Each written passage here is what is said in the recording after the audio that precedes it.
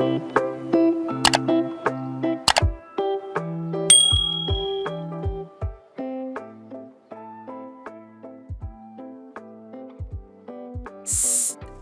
mendekat sedikit.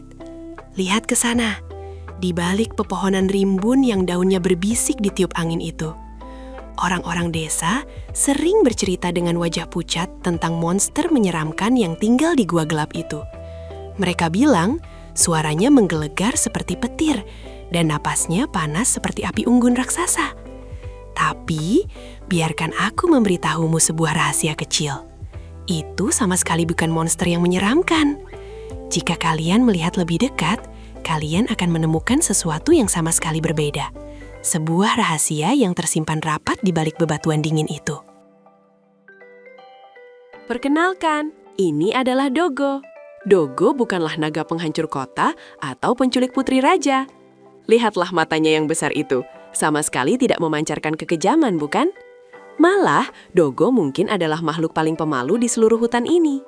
Dia menghabiskan sebagian besar harinya bersembunyi, khawatir jika ada tupai yang lewat atau burung yang berkicau terlalu keras. Dogo memiliki hati yang lembut, selembut perut buncitnya yang berwarna hijau til itu. Dia lebih takut pada kita daripada kita padanya.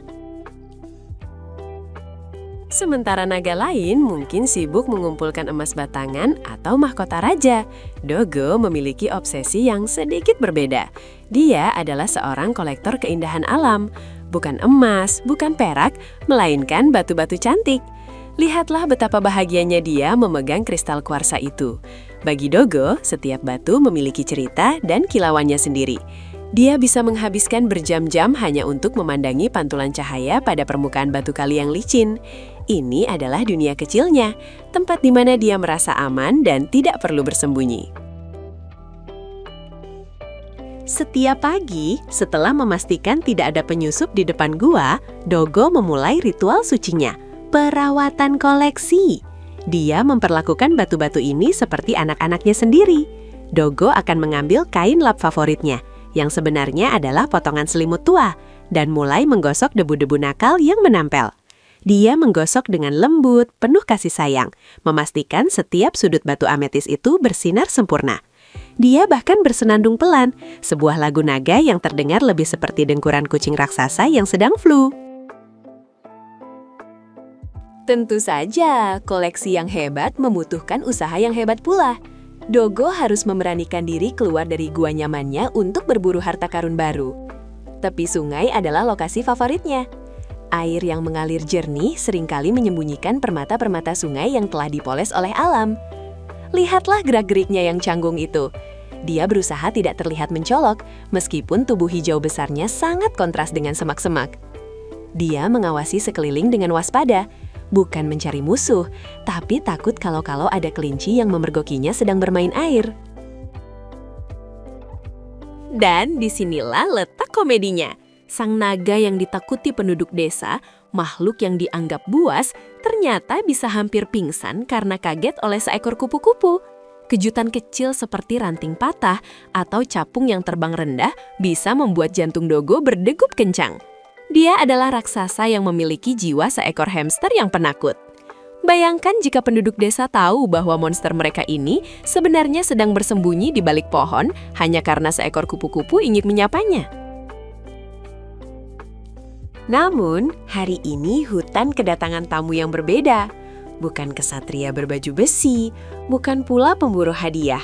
Ini adalah Hana, gadis kecil dengan rasa ingin tahu yang jauh lebih besar daripada tubuh mungilnya. Hana tidak percaya pada rumor monster jahat. Baginya, dunia adalah teka-teki raksasa yang harus dipecahkan. Dengan jas hujan kuning andalannya dan kaca pembesar di tangan, Hana siap mengungkap misteri apapun, termasuk. Langkah kaki kecil Hana membawanya semakin dalam ke hutan. Matanya yang tajam menangkap sesuatu di tanah yang becek. Sebuah jejak kaki.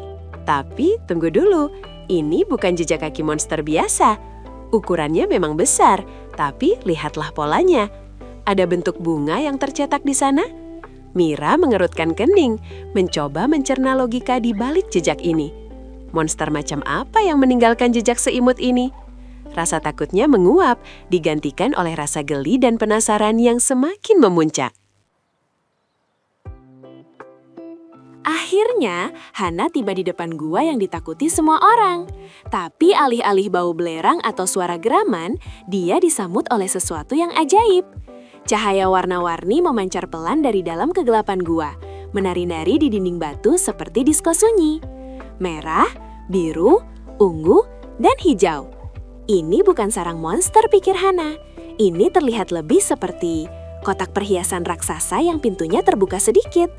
Jantungnya berdebar, bukan karena ngeri, tapi karena antusiasme petualangan. Sementara itu, di dalam gua, Dogo sama sekali tidak menyadari bahwa benteng kesendiriannya akan segera ditembus. Dia sedang sibuk dengan proyek terbesarnya minggu ini, menyusun menara keagungan dari batu permata yang dia temukan. Dia begitu asyik, tenggelam dalam dunianya sendiri. Pinggulnya bergoyang mengikuti irama lagu yang hanya ada di kepalanya. Momen ini adalah definisi kebahagiaan murni bagi Dogo. Momen di mana dia bisa menjadi dirinya sendiri tanpa takut Hana melangkah masuk dengan sangat pelan. Sepatu botnya nyaris tak bersuara di lantai gua yang dingin. Dia bersembunyi di balik stalagmit, bersiap melihat monster mengerikan. Namun, apa yang dia temukan membuat rahangnya hampir jatuh ke lantai. Di sana, makhluk yang disebut bencana desa itu sedang bermain susun batu seperti anak balita raksasa. Tidak ada api, tidak ada taring yang memamerkan ancaman. Hanya seekor naga hijau yang tampak sangat bangga dengan tumpukan batunya. Keheningan di dalam gua begitu rapuh. Dogo mencapai momen kritis dalam arsitekturnya. Satu kerikil terakhir untuk melengkapi mahakaryanya. Tangannya yang besar mencoba bergerak sehalus mungkin. Namun cakar naganya tidak didesain untuk pekerjaan sehalus ini. Menara itu mulai bergoyang. Keringat dingin menetes di dahi Dogo. Gravitasi mulai bekerja. Dan dalam gerakan lambat yang menyiksa, kita semua tahu apa yang akan terjadi selanjutnya. Kepiar, klotak. Menara itu runtuh dengan suara gado yang menggema ke seluruh gua. Dogo tersentak kaget, berputar cepat saking paniknya. Dan di sanalah momen itu terjadi. Waktu seakan berhenti. Mata naga bertemu dengan mata anak manusia. Dogo membeku, Hana membeku. Ini adalah jenis keheningan canggung yang biasanya terjadi ketika kau ketahuan bernyanyi di kamar mandi oleh tamu yang salah masuk. Sang naga monster tertangkap basah sedang bermain batu. Insting pertama Dogo bukanlah menyerang, melainkan menyembunyikan barang buktinya. Dengan panik, dia mencoba meraup batu-batu itu, berusaha menutupi koleksi cantiknya dengan tubuh besarnya. Tapi tentu saja, itu usaha yang sia-sia. Dia mencoba mengaum, mencoba terlihat garang. Tapi suara yang keluar hanyalah cicitan kecil yang menyedihkan, seperti ban kempes. Wajahnya memerah, bukan karena marah, tapi karena rasa malu yang luar biasa. Dia malu hobi rahasianya terbongkar oleh makhluk sekecil itu. Dogo memejamkan matanya rapat-rapat, bersiap mendengar teriakan histeris atau lemparan batu dari gadis kecil itu. Dia sudah pasrah, reputasinya hancur. Namun, detik demi detik berlalu dan tidak ada teriakan. Hana tidak lari. Gadis kecil itu justru melangkah maju. Langkahnya mantap namun tenang. Dia merogoh saku jas hujannya yang dalam. Dogo mengintip sedikit dengan satu mata. Jantungnya berdegup kencang. Apa yang akan dikeluarkan anak itu? Senjata pemburu naga atau jaring raksasa? Ternyata bukan pedang yang keluar dari saku itu, melainkan sebuah benda bulat kecil yang memantulkan cahaya dengan indah. Sebuah kelereng. Kelereng kaca dengan pusaran galaksi di dalamnya. Hana menyodorkannya ke arah Dogo, seperti seorang diplomat yang menawarkan perdamaian. Ini adalah bahasa universal para kolektor benda berkilau. Hana tidak melihat monster, dia melihat sesama pencinta keindahan. Dia mengerti bahwa Dogo bukan sedang menimbun apa curian, melainkan sedang mengkurasi museum pribadinya. Rasa takut di mata Dogo perlahan memudar, digantikan oleh binar ketertarikan yang tak bisa disembunyikan. Kelereng itu begitu bulat, begitu sempurna. Dengan ragu-ragu, dia mengulurkan cakar besarnya. Gerakannya lambat, takut menakuti gadis kecil itu. Ketika kelereng dingin itu menyentuh telapak tangannya, sebuah senyum lebar merekah di wajah naga itu. Senyum tulus yang mengubah wajah monster menjadi wajah teman baru yang menyenangkan. Dinding pemisah antara manusia dan naga pun runtuh hanya karena sebuah kelereng. Apa yang terjadi selanjutnya adalah tur museum paling eksklusif di dunia. Dogo, yang tadinya pemalu, mendadak menjadi pemandu wisata yang sangat cerewet meski tanpa kata-kata. Dia memamerkan batu granit yang berbentuk seperti kentang, kristal kuarsa yang dia temukan di air terjun, dan pecahan kaca laut yang halus. Hana menanggapi dengan antusiasme yang sama, memeriksa detail setiap koleksi dengan kaca pembesarnya, memberikan anggukan persetujuan profesional. Dua makhluk berbeda spesies ini bersatu dalam kegembiraan sederhana. Merasa nyaman dengan teman barunya, Dogo memutuskan untuk menunjukkan fitur terbaik dari guanya.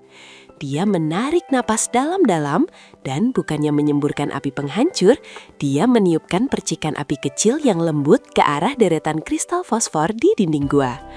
Wush! Seketika, gua itu berubah menjadi istana cahaya.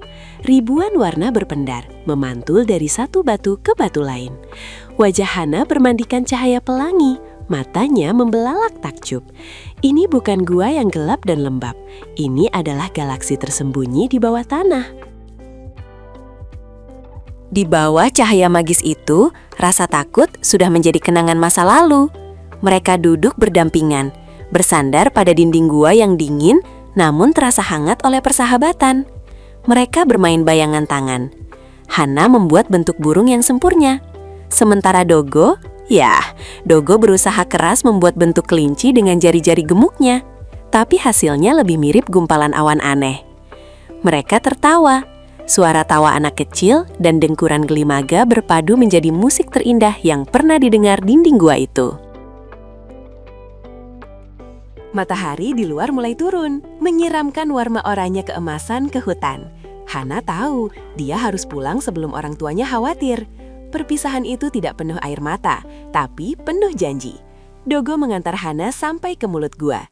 Dia mendekap erat kelereng pemberian Hana di dadanya, seolah itu adalah berlian paling berharga di dunia. Lambaian tangan Hana dibalas dengan goyangan sayap kecil Dogo. Dia tahu, mulai hari ini, dia tidak lagi sendirian di hutan ini. Dalam perjalanan pulang, Hana melemati tanda peringatan tua yang dipasang penduduk desa. Gambar naga di sana terlihat begitu jahat, dengan gigi tajam dan mata merah. Hana tersenyum geli. Dia mengambil spidol dari sakunya dan dengan jahil menambahkan kumis melengkung yang lucu serta bunga di tangan naga pada gambar itu. Dia tahu kebenarannya sekarang. Monster itu hanyalah cerita dongeng untuk menakuti anak-anak. Sedangkan realitanya jauh lebih indah dan jauh lebih berkilau. Dan begitulah, di dalam hutan yang rimbun, di balik bebatuan yang kokoh, Dogo, si naga pemalu, terus menjaga rahasianya.